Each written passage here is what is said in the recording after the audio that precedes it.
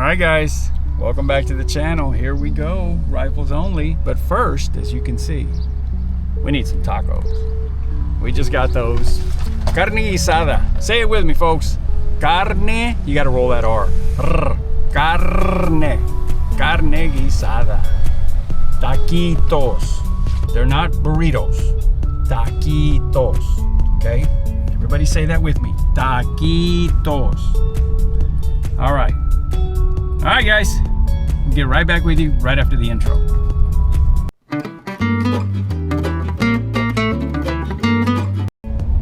Hey guys, welcome back. If this is your first time watching one of my videos, welcome. My name is Oscar, and this is Oscar's Thoughts and Reviews, which, just like the title says, we talk about almost anything and we review almost anything. So, as y'all know, part 3. This is the final part of getting the 6-arc gas gun ready to go for a rifles only long range precision rifle match. Now, some of you have kind of hit me up in the comments, some people that don't know what I'm doing. This is a long range precision rifle match. Just as the title says, we shoot long distances and it's small targets. We also have movement incorporated into all this, and it is a timed event. So normally we get between 1.5 minutes to 2 minutes, you know, per stage, what we call a stage. Now today we'll probably have roughly about 6 stages, give or take. It's supposed to be like Africa hot today, man. I wouldn't be surprised if you know, I seen a leopard chasing a gazelle out in the distance here today.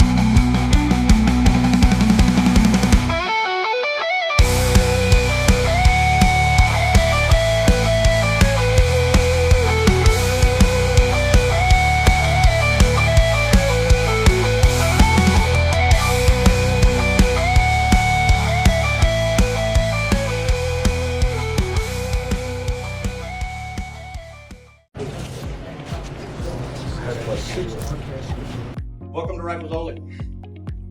Glad y'all are here. Ready for the heat? All right. Who has not been here before? Raise your hand. Okay, those with your hands raised, I want y'all to look around at people who don't have their hands raised. So if you need to find out where different ranges are or what stages are going to be shot wherever, you can have those guys know. They'll let you know. Pretty easy around. Riflesonly has been doing this for a long time. We've been doing these matches. We've never had a firearms accident at Riflesonly, and we want to make sure that we continue in that position. Therefore, we're going to follow the safe rules, absolute safety needs. Everybody has signed in already, yeah? Okay. Right at the very top of the paper that's all signed, which says rifles are the most instructed, footballs fall on, same things is what you're doing at all times. Why are rifles more instructed than those things? All the blocks.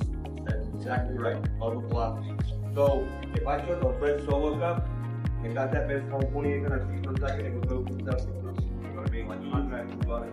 And it's not the bullet that hits you, it's the shockwave behind it. You know, it hurts your spine, your heart, your breather. It's over. It's game over. All the time, whenever you see Bruce Willis get shot with an AK-47 in the upper chest and then goes and kills 50 people, Bruce is dead. He did not make that, all right? These things are dangerous, and we got to be really, really careful because we're all going to be in close proximity with high-powered rifles. Everybody has a chamber flag? Okay, use them. Whenever you go up to your stage, before you put your magazine in, gun's already pointed where you need it, chamber flag can come out. Whenever you're done, before you move off, chamber flag goes back in. Everybody clear on that one? Okay. All guns are always loaded and will be treated as such. True statement? Okay. Well, I hope so, but I know if I go over and I pick up a Glock and I tear it down into its 3 component pieces, you know, slide, barrel, receiver, make sure there's no ammunition around, is that gun loaded? The answer is no, it's not loaded, it's not even functional. But what will happen is I'll pick up that receiver and it'll start being okay for me to point that receiver, no barrel, no slide. It'll be okay for me to point it in all directions or wave it around whenever I'm talking with my hands. Not good. I'm building a neural pathway that says that's okay to do that. Next thing you know, I'll have the gun together, slide lock back, do the same thing. Then the next thing you know, I'm a DEA agent in a New York City classroom and I shoot myself in the leg. Y'all remember that video? Mm-hmm. All right. So the guy didn't do anything that he didn't do every morning. He just did it by rote. He went, put it in the magazine, locked it forward. Didn't realize he did it. We do that all the time. We constantly, how many times?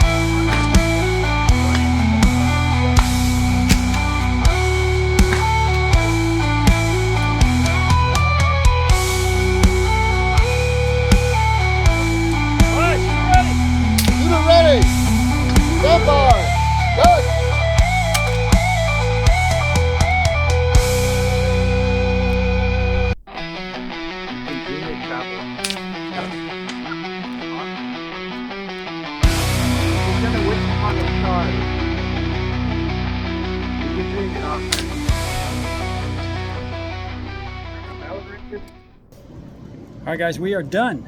Part 3 of the Rifles Only Club match for May 2025. I am here with Mr. Lindy Sisk. Thank you. Everybody's favorite Marine. Take care.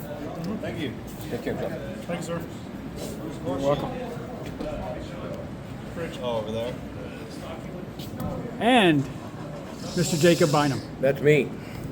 Jacob, tell us about, real quick, because guys, I'm going to tell you what. That one stage of the chaos. Chaos, moving chaos. That one, where did you come up with that? Well, we came up with it before there was color TV. Well, we're a training facility, and so the thing about it is we're constantly using our rifle scopes, for the three things that they are. Obviously, they're an optic, an aiming device, and a measuring device. And we use them horizontal format to tackle movers and the wind, things like that. But we also need to be adept at using them in a vertical format so that I can put 1-0 on my gun and serve as targets from a short distance to a long distance. So if you go in and say, okay, we've got a target at 400, which is a mover. Then we have a target at 210, which is static. Have one at 315, static. And then another static at 545, and then you got to come back to the mover. So it makes you to not only think of the reticle in the horizontal format for wind and movers, but also in the vertical format. You can understand what the rifle scope will actually do for you. That's where that comes from. You know what? I missed my first shot at 545, and I took my second. And it forced me to make a correction that, I'll be honest with you, I was not comfortable with. But all my senses told me it's correct. Believe the bullet. I've been trying to get that into people's head for over 25 years. And I did exactly that, and I got the hit. And it worked. And it worked. Yeah. And I couldn't be happier with that. Well, now, good. I'm glad you like that stage. I did take a shot at 1,000. Okay. And I just missed it. I took a mulligan at 1,000, and I missed it, but I think I would have hit it had I didn't want to say nothing, but I had to kind of get behind the rifle canted, which is what I'm not used to. And instead of aiming 0.6 left, I was looking at the reticle wrong because of my positioning, and I ended up at 0.6 right. Welcome to the held the wrong way club. Yes. Yes. We've all been there. We're both charter members. Yeah, Of that. I'm a founding member.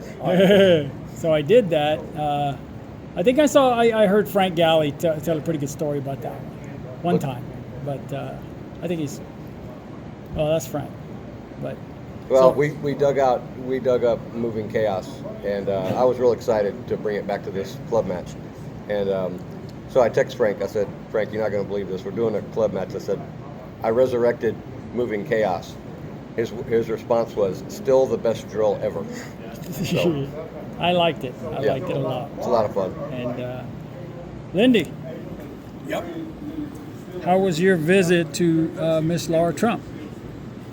She is awesome. She stood up and talked for 20 or 25 minutes. No notes, no teleprompter off the top of her head, saying just all this right stuff about what direction the country is going in and needs to continue going in. I like her. And I like her too. If she would run again, or not again, but if she would run, I would highly consider her.